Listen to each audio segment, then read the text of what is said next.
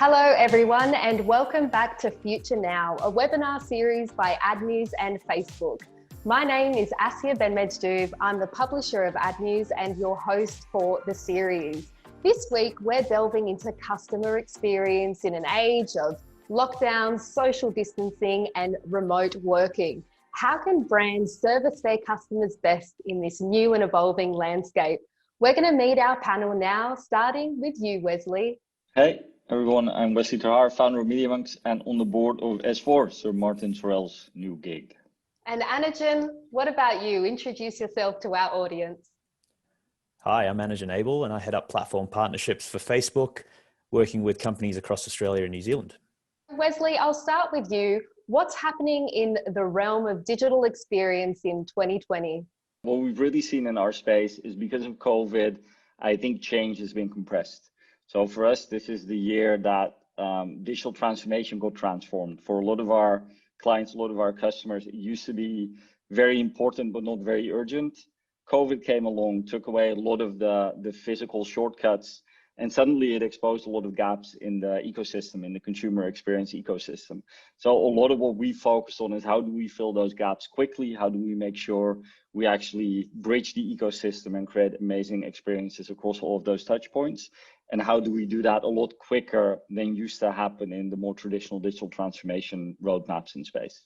So what are clients asking for in terms of extra support in that field? Well, it started with solving the now.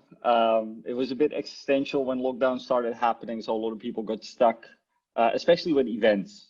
We had to solve so many we have a thing, but that thing can no longer happen moments. But then as we started working on that and people started realizing this wasn't a solving one gap on the calendar, thinking holistically about what this means for the future of their business, it really went into strategically thinking about what happens when the masks come off. We're going to hit a world that has changed user behavior, changed user expectations, and how do we make sure our clients are set up for success in that space? Another part of it, which I thought was interesting, is we've seen brands more and more move from the more nebulous brand purpose space to really trying to find role and responsibility. How do we do something now that is in line with our brand and our promise that really helps people get through really tough times?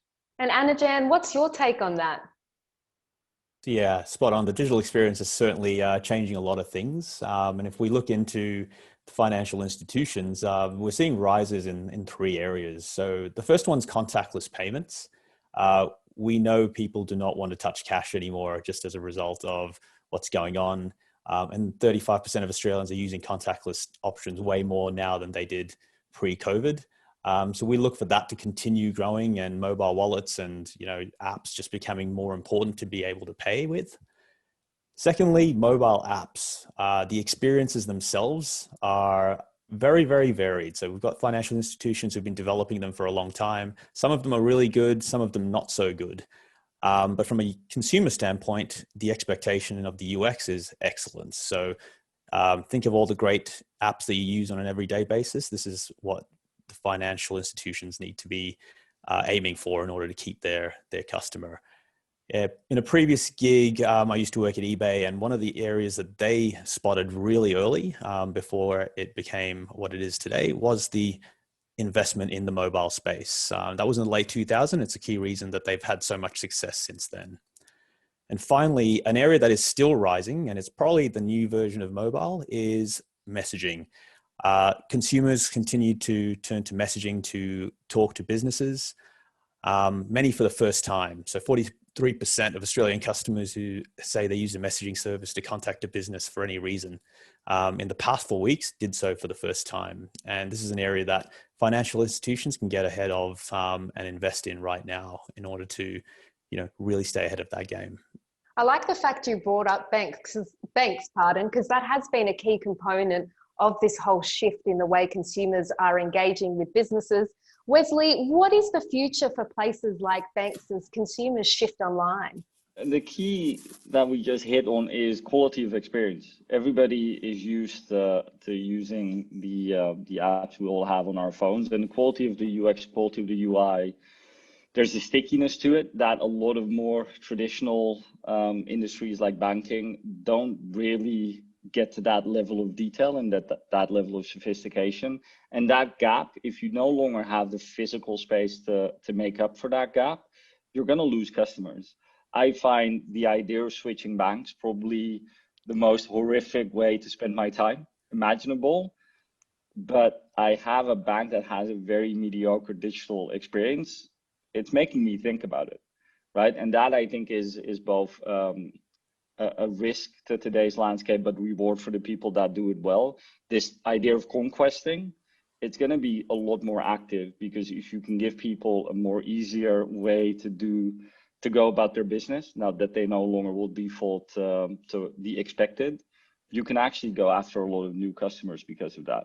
And that, to me, is really the key. I think a lot of traditional financial institutions and companies have been able to get away with a less than ideal customer experience in digital channels. But now that's the only experience. It's going to put a lot more weight on how that actually turns up. That's a really good point. And Anna-Jan, in this day and age, how can institutions like banks interact with their consumers in a more humane or human way? I think the reality of the physical space of what people were used to doing and going into their branch, going in on their lunchtime, standing in line are certainly, well, number one, like people don't like to do it, and they're starting to get more comfortable not doing it. So, banks need to get adjusted to this new normal, even as things start to open up, hopefully. Again, messaging is going to take a lot of that friction out of it. The social interaction on messaging is probably the closest you can get, just in its rich experience, in terms of using emojis and really building that connection. That is like the next best thing. And it really scales really well. And the information is just instantaneous. So at a practical level, we've seen governments adopt messaging to give out information about COVID and real factual information. And on the ground here, we know we saw the National Australia Bank actually adopt some of this best practice by them setting up a WhatsApp channel in the start of this pandemic to just help people through, finding the latest and greatest information. And they had about 60% of their total inbound inquiries deflected using just a simple messaging bot. And they were 4 times more efficient than their traditional channels. So it was a really small investment to try, and it's really already showing that benefit. Fantastic. I love a good case study. Wesley, is there a one-size-fits-all solution, or are we seeing tailored programs for, say, young and older consumers? I think one size fits all is difficult. I think there are some, and we can see that in always the next wave of apps, Snap, and after that TikTok. There are ways to use the devices that sort of instinctively prioritize younger users, because it's a bit more intuitive. So I don't think you can really default to one size fits all, although you can lean into best practice. I actually really like the idea of leaning into Messenger, because it's part of an existing ecosystem that a lot of people, young and old, are used to using. So I think building out of existing ecosystems is a safe bet. Beyond that, I think I've seen a lot of people of a certain age sort of now get into digital commerce, right? They were never going to buy anything online, and now it's their default. I've seen people above a certain age now get into these types of settings where they're using all of the different telecommunications tools to meet family and hang out with friends. So I think a lot of people are opening up their own digital transformation because of what's happening, and they're getting more comfortable in the space. I think you still need to keep in mind that above a certain age, there is just a slightly less intuitive feel for mobile, especially. But I think you can look into what we know to be best practices in that space. Yeah, absolutely. Older consumers are evolving. My mother sent me a meme the other day. She's Russian. She grew up in Soviet Russia. I couldn't believe it. Anna-Jan, is there a way that you feel older consumers are adapting or evolving in this market without belittling them by saying that they wouldn't in the first place? Yeah. Look, all that stuff really resonates. I'm fortunate enough to have my parents around as well, and they've certainly been absorbing a lot of new information and getting educated on how to do things now that they, when they had to be, in the stages of lockdown, certainly. So it's really important, I think, in terms of businesses and banks they're going to learn a lot by this process because they're going to understand a whole host of customers who actually are going to be pretty critical of how they have set up their experiences to a younger generation. So there's a learning factor in itself. And a lot of that has really propelled some of our customers and clients that we work with. And I'll throw another case study here at you, is like Westpac did this great campaign where they used Messenger to help young people educate their older grandparents and the ones that they love to understand how they can, how they should be using the bank in a more digital savvy nature. But just simple things. And it was a campaign where they were polled to ask a couple of questions, and then they were given bespoke content and then pass on to their loved ones. And then the Messenger is just a very viral way of sharing it. So they were able to kind of teach them multiple platforms in the one go. That's a really good case study. Wesley, can you think of any clients or brands that have done really well in the customer experience space during this time? Yeah, and actually it's interesting because Australia, the lockdowns are stricter than in most places. So we have a pretty sizable team in Sydney and Melbourne. And because of the strictness of the lockdown, I do think we're seeing some companies double down more on this type of use case than we've seen in other locations. What I've seen quite a few brands that we've worked with is really how do we turn up in this landscape and are of use to our consumers. We did amazing live streaming training with Nike, for instance, right after the lockdown in the US, where it was all about keeping people active, keeping people engaged, physical and mental wellness and health. And Nike, of course, could turn up really well in that space. So we were live streaming personal trainers to, I think, 100 or 150,000 people at a time. And that type of thinking I really like, because you go, what's natural for this brand to do? What's natural for them to lean into? And I think digital done well, there's a joyousness to it that I think we've sometimes lost over these last few years. So I've seen a lot of brands try and be more joyous and celebratory in how they use their digital channels. And that to me has been a really interesting way to see people double down on digital. I love that. And is there a technology or solution that you're really excited about that's coming up that could enhance customer experience in this age? Yeah, there are a few parts of that. One is I like this idea of existing ecosystems using their scale and their connectivity to create new experiences. One that I really loved was Spotify making it possible to co-stream the same playlist. So this idea of now hanging out with friends that I have in massively different time zones and just having the same experience and having a drink related to that experience, I thought that was a really good way to sort of open up an existing ecosystem.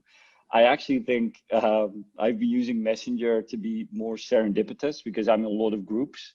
And what I see people doing now is just randomly sort of call the group and whoever picks up is part of that moment, which feels more fun than I'm going to schedule in a friend at 10:30 to sit in a Zoom or a Hangout or a Meet and sort of almost have an official meeting. So I like the serendipitous nature of some of what I see happening in that channel, because I think that's the one thing that's been very difficult to replicate with digital is the slightly unorganized chaos that you get from people just being together and what that creates.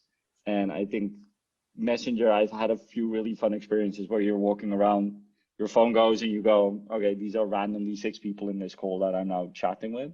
That to me has been really fun. Fantastic. Well, I'd like to thank you both for being organised today and actually tuning in. Anna-Jan, is there a particular game-changing technology that you're excited for?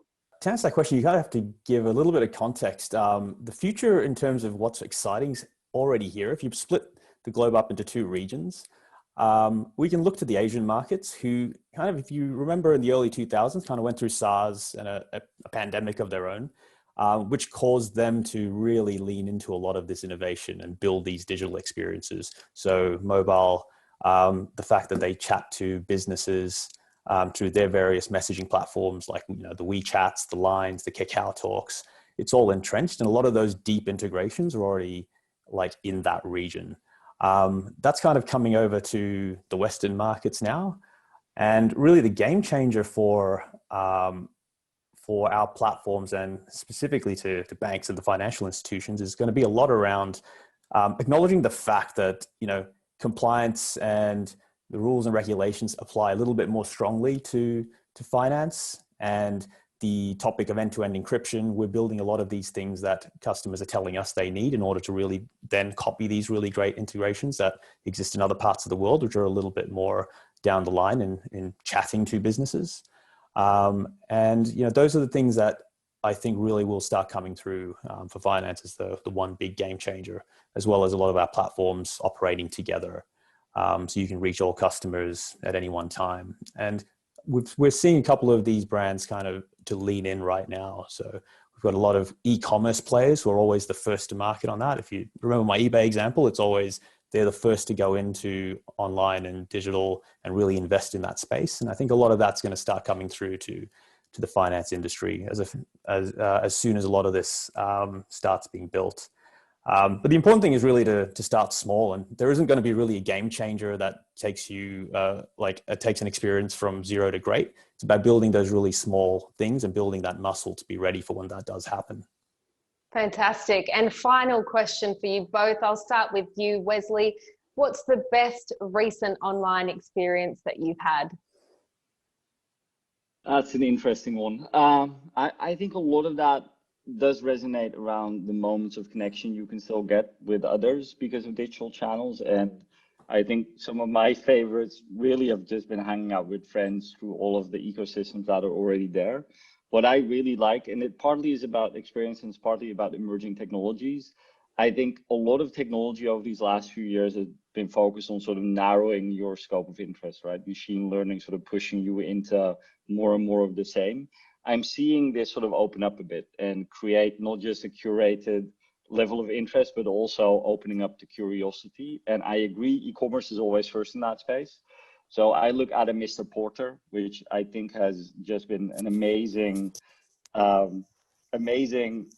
almost friend during lockdown, because they are really good at knowing what I like, sending me similar things, but then also opening me up to other pieces of content and other pieces of potential things to buy.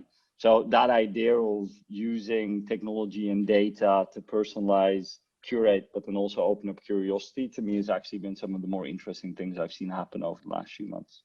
Absolutely. Although there's a dark side to AI recommendations. They're so good you end up buying everything. Anna-Jen, what about you?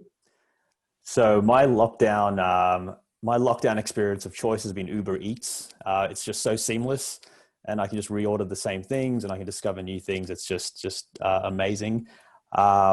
But I will also give a shout out to the Canva mobile app experience. I think for anyone who's got really bad design skills, it's amazing what you can do in just a very short amount of time in terms of creating amazing graphic design content for just everyday things that you want to make look a lot nicer. And I think the way these businesses scale and how they reach beyond just one market with the investments that they make in their app is just staggering. Well, thank you both for an incredible discussion, and to you viewers at home for tuning in. Please do take our survey and let us know your thoughts on this series. You can see a QR code appear on the screen right now. Make sure you share your thoughts, and we'll see you for the next episode shortly.